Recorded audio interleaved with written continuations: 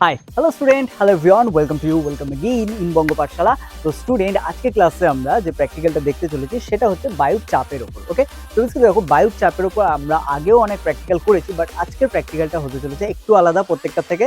আজকে ক্লাসে আমরা বায়ুর চাপে বেসিক্যালি হচ্ছে প্র্যাকটিক্যাল যেটা হবে তার মধ্যে বেসিক্যালি আমরা ভ্যাকিউম ক্রিয়েট করবো। ওকে, তো একটা আমরা সিম্পল বোতল নিয়ে নেবো বা একটা সিম্পল কাচের হচ্ছে আমরা বোতল নেবো এবং তার মধ্যে হচ্ছে আমরা ভ্যাকিউম ক্রিয়েট করবো এবং সেটা হচ্ছে পরীক্ষা করবো যে সত্যিই তার মধ্যে ভ্যাকিউম ক্রিয়েট হয়েছে কিনা। ওকে, তো চলো শুরু করা যাক।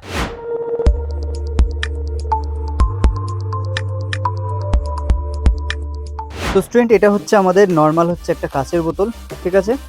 তো কাচের বোতলের গায়ে দেখো, এটাই নর্মালি আমরা যদি খুলে দিই তাহলে এর ভিতরে এবং বাইরের বায়ুর চাপ কিন্তু সেম, ঠিক আছে, কোনো রকম চেঞ্জ নেই। এবার ব্যাপারটা হচ্ছে এখানে যদি আমরা একটা বেলুনকে এর মুখে আটকে দিই তাহলে কি হয় সেটা হচ্ছে লক্ষ্য করো। দেখো, নর্মালি এরকম রেখে দিলে এটা সারা দিন হচ্ছে এরকমই পড়ে থাকবে, কোনো রকম মুভমেন্ট এর শো করবে না। ওকে, তো স্টুডেন্ট এখানে এবার লক্ষ্য করো যে এখানে কিন্তু নর্মাল আমরা বোতলের উপর আবার হচ্ছে বেলুনটাকে রাখছি এবং তারপরে দেখো বেলুনটা কিন্তু এবার ভেতরের দিকে প্রবেশ করবে। এবার কেন প্রবেশ করবে সেটা আমরা at the end of the video হচ্ছে জানবো এবং তার পিছনে সায়েন্স কিভাবে কাজ করে সেটা পুরোটা দেখবো। ওকে, তো দেখো এখানে আমরা যখন বেলুনটাকে আটকালাম তখন দেখো বেলুনটা ভিতর দিয়ে কতটা টান প্রয়োগ করছে। এবার আমরা এটাকে পুরোটা যদি ভিতরে প্রবেশ করিয়ে দিই তারপরে কি হয় দেখো, এটা আমরা ভিতরে প্রবেশ করে দিলাম, এই অবস্থাতেই ছেড়ে দিচ্ছি, ঠিক আছে। তো এখানে দেখতে পাচ্ছ বেলুনটা অলরেডি ভিতরের দিকে কতটা ফুলছে। এবার আমি এই কন্ডিশনে মোটামুটি 5 থেকে 10 মিনিট রেখে দেবো। তোমরা তারপরে হচ্ছে কি চেঞ্জ ঘটে সেটা কিন্তু লক্ষ্য করবে। ওকে,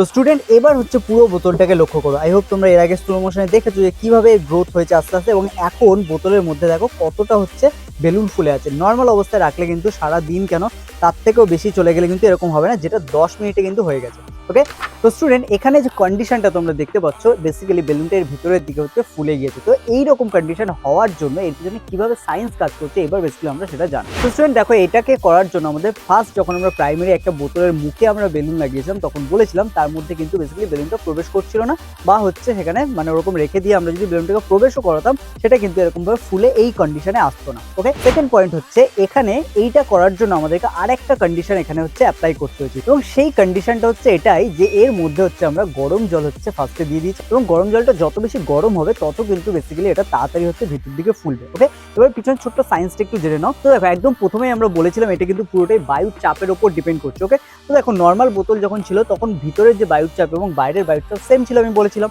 কিন্তু এখানে যেটা হয়, গরম জল যখনই এর মধ্যে দেওয়া হয় তখন কিন্তু এর ভিতরে যে বায়ুটা আছে সেটাও কিন্তু গরম জলের জন্য হচ্ছে গরম হতে থাকে এবং তারপরে যখন পুরোটাই ভালো করে আমরা গরম জলটাকে হচ্ছে ঝাঁকিয়ে নিই, নেওয়ার পরে সেটাকে বের করে দিই, তখন এর ভিতরে যে বায়ু পুরোটাই কিন্তু আলটিমেটলি উষ্ণ হয়ে যায়। এবার এখানে ভালো করে একটা জিনিস তোমাদের মাথায় রাখতে হবে যে গরম বায়ু কিন্তু আলটিমেটলি সবসময় উপরের দিকে ওঠার চেষ্টা করে, যেটা আমরা গরমকালেও দেখি যে গরম বায়ু কিন্তু যে জায়গায় আছে সেখান থেকে উপরের দিকে উঠে যায়, তার ফলে আশেপাশে যে ঠান্ডা বায়ু আছে সেই বায়ুগুলো সেই স্থানে দিকে দ্রুত ছুটে আসে এবং যখনই আসে তখন কিন্তু সেখানে নিম্নচাপ হয়। এটা পুরোটা আলাদা কনসেপ্ট, বাট তোমাদের বোঝার জন্য এটা দরকার যে গরম বায়ু কিন্তু সবসময় উপরের দিকে উঠে যায়। ওকে, তো বোতলের ক্ষেত্রে সেম হয়েছিল, এখানে হচ্ছে গরম বায়ু যেটা তৈরি হয়েছিল সেটা বাইরে বেরিয়ে যাচ্ছে এবং সেই সময় কিছুক্ষণ এর ভেতরে যেহেতু গরম থাকবে সেই জন্য বাইরের বায়ু হচ্ছে এর মধ্যে প্রবেশ করবে না, আর প্রবেশ করলেও সেটা গরম হয়ে আবার বেরিয়ে যাবে। এবং ঠিক সেই সময় যখন আমরা বোতলের মুখে বেলুনটাকে এইভাবে আটকে দেবো তখন কিন্তু বেসিক্যালি বাইরের বায়ুর চাপ বেশি হয়ে যাবে, কারণ ভিতরে তো আলটিমেটলি বায়ু নেই, তাই না? তাহলে ভিতরে বায়ুর চাপ কোথায়? তাহলে সেই জন্য বাইরের বায়ুর চাপ বেশি হবে। আর যখনই আমরা বেলুনটার মুখে আটকে দেবো তখন বাইরের বায়ুর চাপ বেশি হওয়ার জন্য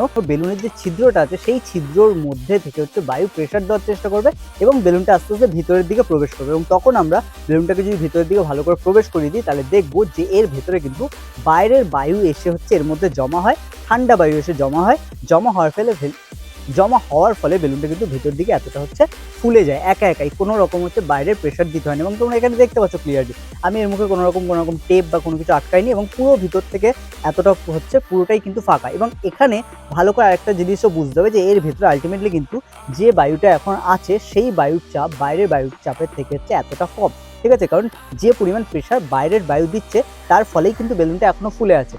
যতক্ষণ না আমি এখানে কোনো লিক করবো বা এখানে বেলুনটা মুখ থেকে খুলবো, ততক্ষণ এর মধ্যে বাইরের যে বায়ু সেটা এর মধ্যে প্রবেশ করতে পারবে না, আর প্রবেশ না করার জন্য কিন্তু আলটিমেটলি বেলুনটা এই কন্ডিশনেই থেকে যাবে। ওকে, তো স্টুডেন্ট আই হোপ পুরো ব্যাপারটা তোমরা বুঝতে পেরেছো, প্রত্যেকটা ইনসিডেন্ট 1 বাই 1 তোমরা ক্যাচ করতে পেরেছো, এবং যদি কোনো ডাউট থেকে থাকে তাহলে তো কমেন্ট সেকশন আছে, সেখানে এসে কমেন্ট করো। আর আজকের ক্লাসে সায়েন্সটা কেমন লাগলো বা আমরা বোতলের মধ্যে কিভাবে ভ্যাকিউম ক্রিয়েট করতে পারি সেটাও তোমরা জানলে। তো এইভাবে চাইলে তোমরা তোমাদের বাড়িতে যারা ছোটরা আছে তাদেরকে তোমরা ম্যাজিকের মতো এটা দেখাতে পারো যে নর্মাল কন্ডিশনে একটা বোতলের মধ্যে কিভাবে বেলুন ভিতরের দিকে একা একা ফুলে যেতে পারে। ওকে, তো স্টুডেন্ট নাও আজকের ক্লাস আমরা এখানে শেষ করবো। দেখা হচ্ছে আবার নেক্সট ক্লাসে, যেখানে আমরা নেক্সট এরকম আরো কিছু মজাদার প্র্যাকটিক্যাল নিয়ে তোমাদের সাথে প্রেজেন্ট হবো। ওকে।